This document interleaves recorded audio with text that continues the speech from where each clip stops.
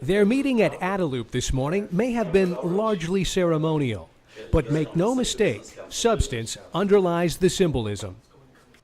New Zealand has nourished deep roots and fertile branches across Guam's business landscape for 2 generations. JWS Refrigeration, Lockwood Homes, Morico Equipment, ANZ, Smithbridge, all on Guam, all fruits of the endeavor.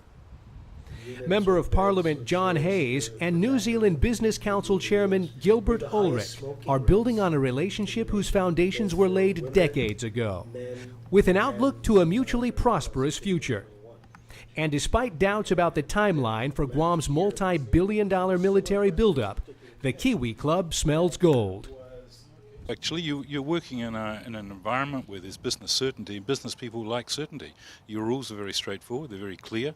We've been being briefed by John Scragg on those rules, particularly in the construction area, and we're very happy to work in this sort of environment, and our business people are very happy to work in this sort of environment. So no, I don't think there's high risk at all. It's really good to be able to operate in markets of certainty. 39-year Guam resident and honorary New Zealand consul John Scragg is hosting the delegation less than 2 years after Governor Felix Camacho visited Auckland and Wellington at the invitation of then Prime Minister Helen Clark in order to strengthen Guam-New Zealand ties going into the buildup. Deputy Chief of Staff Sean Gumatautau tells Newswatch that 2008 trip was pivotal for Guam.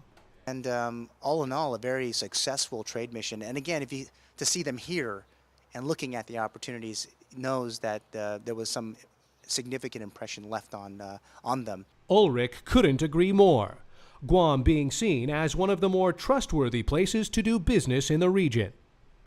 Well, I think the business environment in Guam and the way you have your services and banking facilities and legal operations here is excellent. I've actually had to use these facilities over the years in doing my business here, and things all work here, and that's an important part. They don't work in other parts of the Pacific quite so well. So I think this is a great place for New Zealand to be based, have a hub, for working all throughout Micronesia.